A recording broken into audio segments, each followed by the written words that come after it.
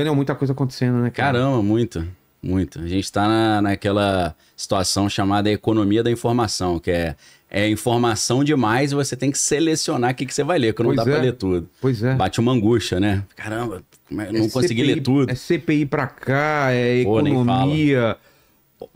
Esse domingo teve o lance do barco da Greta lá. Da Greta, que a flotilha da liberdade ou o iate da selfie, né?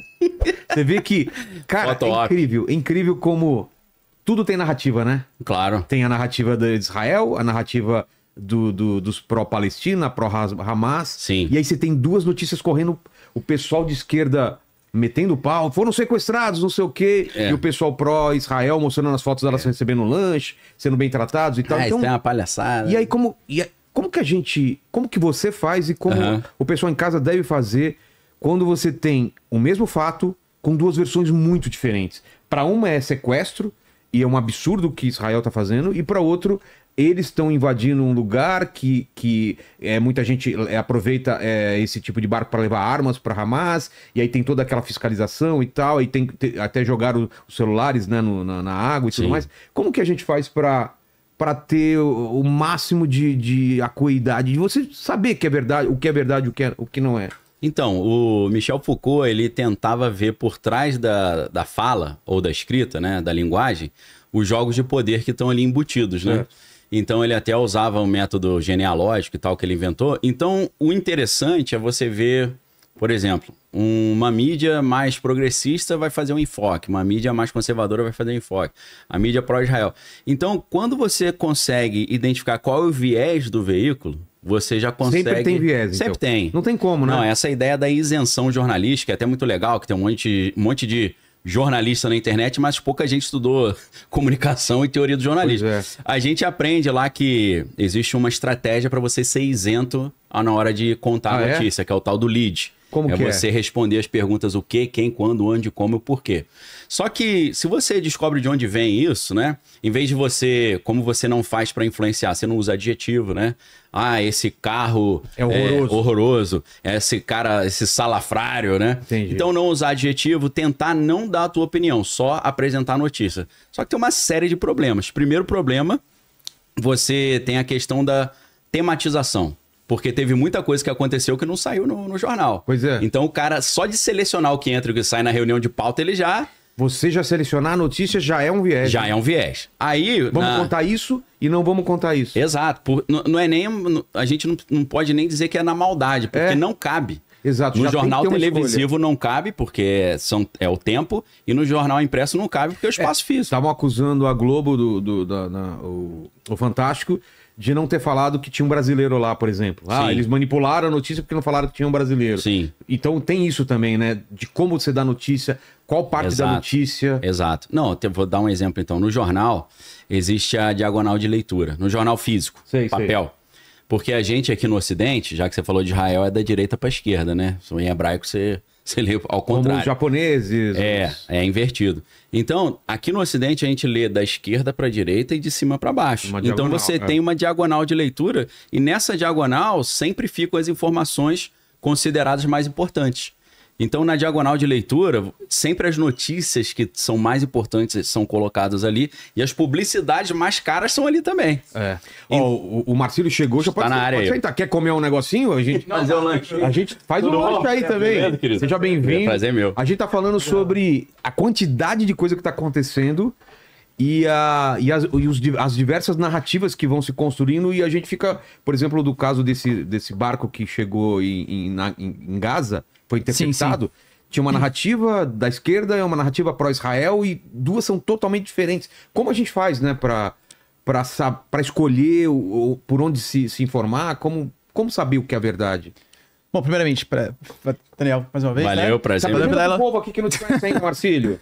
Pessoal, Ricardo Marcílio aqui na área, professor de Geografia, Geopolítica, Atualidades, vídeos pro YouTube e tal. Até justificando, tava em aula, vim aqui correndo, o máximo que deu. O trânsito de São Paulo é meio complicado, né?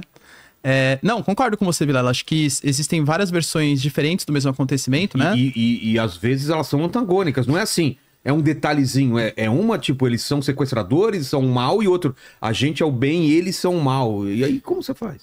A questão é, eu busco assim, sempre ver todas as versões possíveis e baseado na minha experiência, nos relatos, ver qual combina mais com a minha perspectiva, né? Até porque a produção desse conhecimento tem muito a ver também com os interesses por trás da mídia que está produzindo aquele conteúdo, né? Também tem uma pressa que às vezes o pessoal não... Como chama? Você não chega a checar direito. Apurar. Né? Apurar, exatamente. Pega... estão saindo, essa foto, ou esse vídeo. Às vezes aquele vídeo é um vídeo que te engana pelo ângulo que ele foi filmado, né? Tem aquela famosa cena, né, acho que de um príncipe, que parece que ele tá fazendo assim com o dedo. Sim. E por outro lado ele tá fazendo 3, assim, né? Exato. Teve até um caso que uma vez até pedi desculpa a minha audiência, porque... Talvez vocês se lembrem, quando teve um ataque na faixa de Gaza mesmo, que foi um foguete que tinha sido disparado, falou assim, tá vendo, Israel atacou e tal. No final das contas, tinha sido um foguete do Hamas que falhou e pegou contra o próprio território de Gaza, né? Então a pressa é inimiga da perfeição, não é? E existem interesses escusos também por trás, né?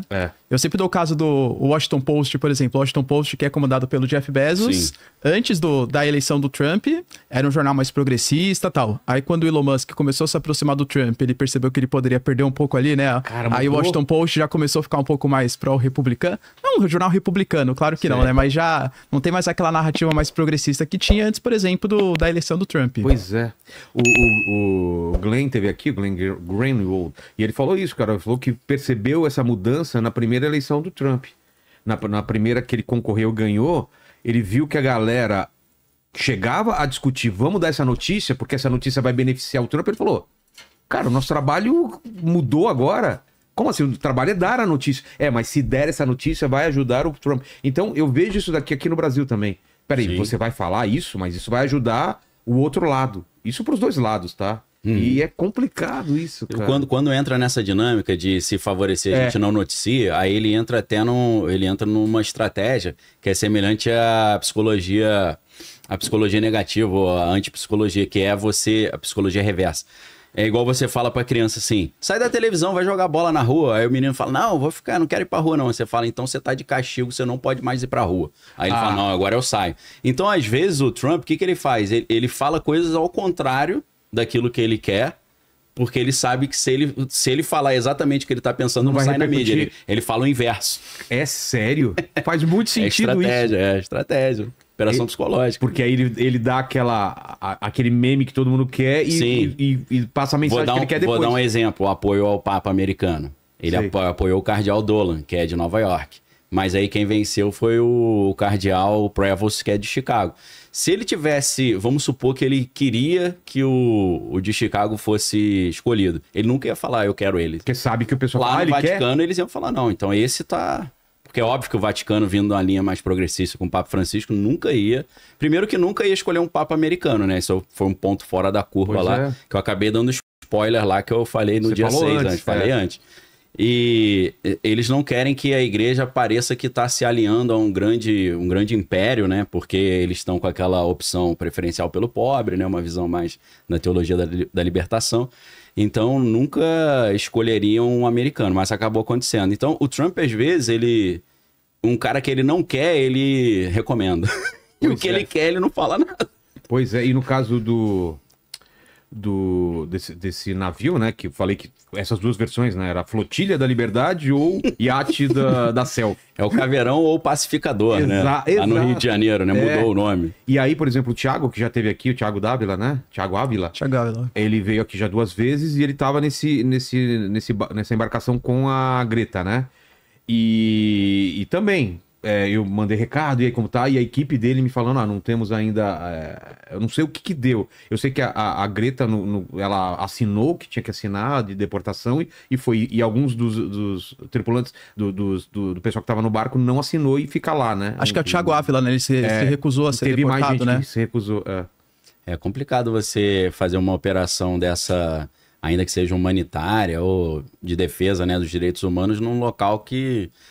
existe uma neurose de que até a vovozinha que vem te dar boa tarde pode explodir na tua cara. Pois então, é complicado. São muitas variáveis para você ter uma opinião, como eu vi muito no X, né, no X, assim, de cara, o pessoal já tá achando, é isso ou é aquilo? Eu falei, calma, vamos ver, né? Vamos ver o desenrolar. Porque no domingo o pessoal já tava taxando isso ou aquilo, né? Mas creio que até eles sabiam que eles não iam conseguir chegar, né? Acho que foi muito mais simbólico, assim, pra tentar mostrar, né? É o famoso photo-op, né? Photo-op dentro da mídia ou da... Photo-op. É a abreviação de photo opportunity, oportunidade de foto. É você fazer uma foto e vai que eu me prender e tal, e fazer uma campanha em cima Nana Gouveia. É, exatamente. Lembra da Nana Gouveia? Lembro. Fazendo um ensaio naquela tragédia lá, cara. Meu Deus. Pegou mal pra caramba. Pegou mal pra caramba, né? Aí deu um efeito rebote. Aí tem o efeito Streisand também, que é diferente, que é o da Bárbara Streisand. Esse é famoso também, né? Ela tinha uma mansão lá em Los Angeles, aí tiraram a foto. Aí ela processou, ia sair na revista que ninguém lia. Nem viu. Ninguém viu. Aí ela foi querer processar e saiu em tudo quanto é lugar. Todo mundo foi atrás pra saber qual era a mansão dela. O da Greta, acho que ela não tem esse perigo, que pra ela, acho que falem mal, mas falem de mim, né? Não, o que importa é estar na mídia, então vai dar certo de qualquer forma, eu acho, a estratégia dela. Total. Acho que não daria certo se caísse um míssil em cima do barco, aí todo mundo perdesse a vida. Isso não teria... Não, às vezes por engano, né? Por engano. Por engano acontece. Às vezes acontece por engano. Não, mas Israel acho que também se controla bastante, né? Porque eles sabem que qualquer tipo de ação contra a flotilha poderia significar a pressão ainda maior internacional. Não, total, terrível, né? total. Mas se você olhar o que Israel tá fazendo na faixa de Gaza, né? Já é um negócio complicado de repercussão, né? O pessoal tem... Foi uma decisão muito tênue, né? Porque eles falaram, olha, o jovem estava aqui na festa, dia 7 de outubro de 2023, aí mataram todo mundo, mais de 1.000 pessoas.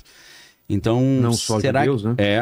Tinha brasileiro também. Sim. Será que isso vai legitimar a gente fazer o nosso antigo plano de pacificar a faixa de Gaza? Então, foi uma estratégia muito tênue de propaganda e de condução da opinião pública internacional, né?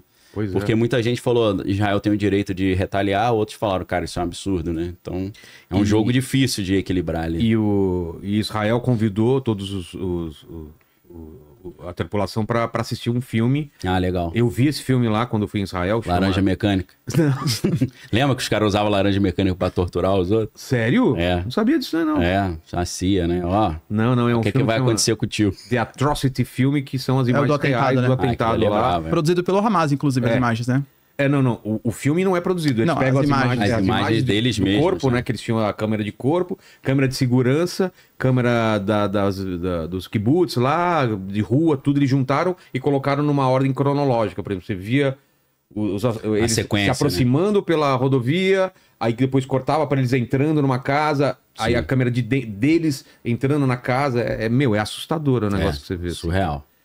De matando pai na frente do filho, os filhos chorando, os filhos cheios de sangue, jogando bomba dentro daqueles proteção de aqueles o bunkerzinho, né, que tem na estrada. Vocês já viram como que é, né? É um negócio de concreto. É uma portinha aberta, né? E você fica lá meio uma sensação de claustrofobia. Uma crítica foi isso, porque, por incrível que pareça, houve um desarmamento em Israel.